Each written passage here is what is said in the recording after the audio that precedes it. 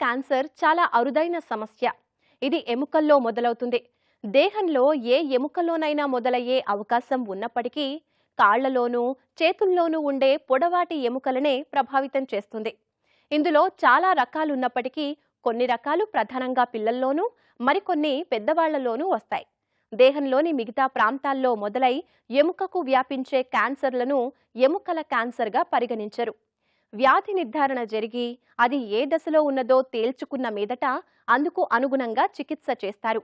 Chemotherapy, రేడియోథెరపీతో పాటు అవసరాన్ని బట్టి సర్జరీ చేస్తారు.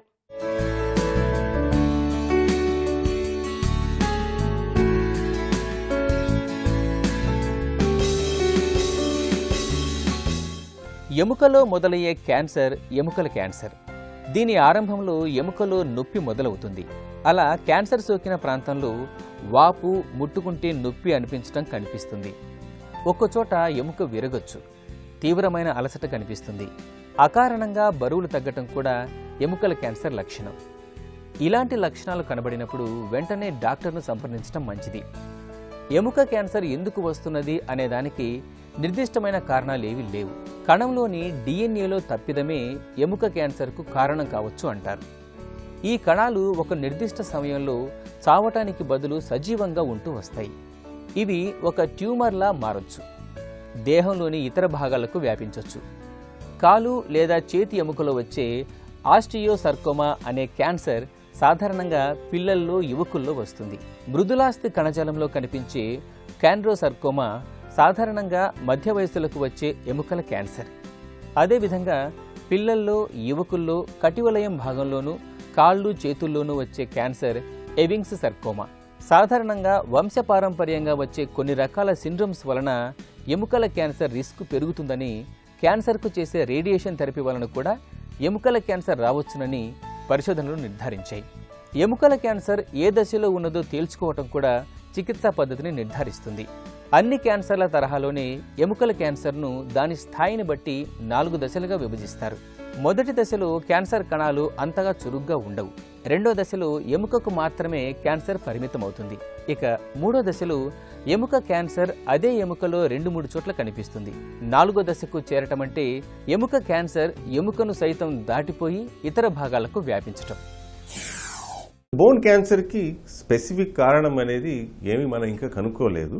సో కొంతమందికి వంశపారంపర్యంగా రావచ్చు, కొంతమందికి లాంగ్ స్టాండింగ్ వేరే ఏదైనా బోన్ రిలేటెడ్ ప్రాబ్లం ఉండొచ్చు, అక్కడి నుంచి పెరిగి రావడానికి ఛాన్సెస్ ఉన్నాయి. బోన్ క్యాన్సర్ ఉంది అనే సిమ్టమ్ ఉంటే డెఫినెట్గా వాపు అనేది ఉంటుంది, నడవడానికి కష్టం, నొప్పి, ఇవన్నీ common symptoms of bone cancer.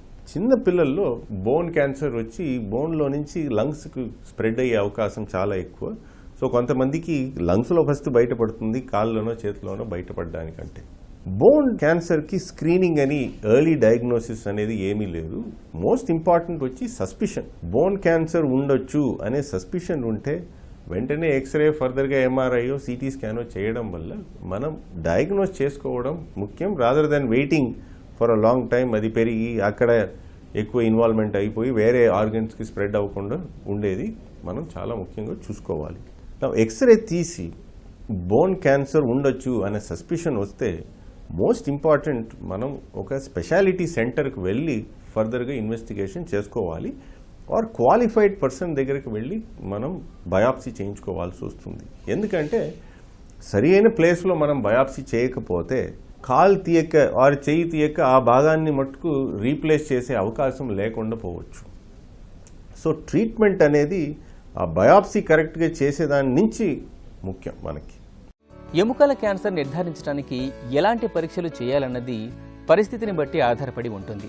ప్రధానంగా ఎముకను స్కాన్ చేయటం, CT scan, MRI, PET, x-ray తీయటం అనే పద్ధతుల్లో ఏది అవసరమో నిర్ణయిస్తారు. ల్యాబ్ పరీక్షల కోసం కణజాలం శాంపిల్ను పరీక్షిస్తారు. దీన్నే బయోప్సీ అంటారు. ల్యాబ్ ఫలితాలను బట్టి అది క్యాన్సర్ అవునో కాదో తేలిపోతుంది. వ్యాధి నిర్ధారణ పూర్తయ్యాక చికిత్స మీద దృష్టి పెడతారు. కొన్ని రకాల క్యాన్సర్కు సర్జరీ సరిపోతుంది. మరికొన్నిటికి సర్జరీతో పాటు కీమోథెరపీ అవసరమవుతుంది. మరికొన్ని సందర్భాల్లో సర్జరీ, కీమోథెరపీతో పాటు రేడియేషన్ థెరపీ కూడా అవసరం. మందులతో కలిపి కీమోథెరపీ చేయటం కూడా ఒక రకమైన చికిత్సా విధానం. ఎముకను మించి వ్యాధి విస్తరించినప్పుడు దీన్ని సిఫార్సు చేస్తారు. ఒకసారి బయాప్సీ చేసి బోన్ క్యాన్సర్ ఉంది అని మనకి కన్ఫర్మ్ అయితే జబ్బు వేరే ఎక్కడైనా ఉందా లేదా అనేది ఫస్ట్ మనం చూడాలి. ఊపిరితిత్తులకు స్ప్రెడ్ అయ్యేది చాలా కామన్ బోన్ క్యాన్సర్ అనేది. అందరికీ మినిమం ఛాతీకి సిటీ స్కాన్ అన్న చేయాల్సి వస్తుంది, వేరే ఎక్కడ ఏమీ లేదు అని క్లియర్గా మనకి తెలవడానికి.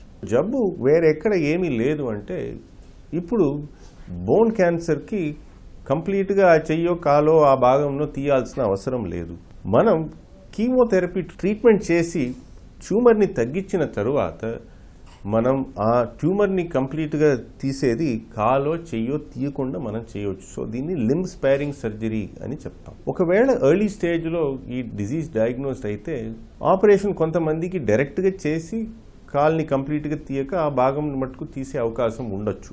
అలా తీసిన వాళ్ళకి అది తీసినాక క్యూర్ అయ్యే అవకాశంని పెంచుకోవడానికి ఈ కీమోథెరపీ అనే ట్రీట్మెంట్ అవసరం. ఆస్టియోసార్కోమా అనే బోన్ ట్యూమర్లో ఉట్టి ఆపరేషన్ మట్టుకు చేయడం వల్ల 100లో 25-30 మందికే క్యూర్ అనేది జరుగుతుంది. ఆపరేషన్ అయినాక కీమోథెరపీ చేయడం వల్ల మనకి అబౌట్ 65-85% ఆఫ్ పేషెంట్స్కి జబ్బు కంప్లీట్గా నయం అయిపోవచ్చు. సో ఇది చాలా ముఖ్యమైన పార్ట్ ఆఫ్ ట్రీట్మెంట్.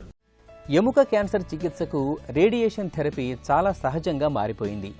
ఇందులో అత్యంత శక్తివంతమైన ఎక్స్ కిరణాలతో క్యాన్సర్ కణాలను చంపుతారు. ఆపరేషన్కు ముందు కీమోథెరపీతో పాటు దీన్ని ప్రయోగిస్తారు.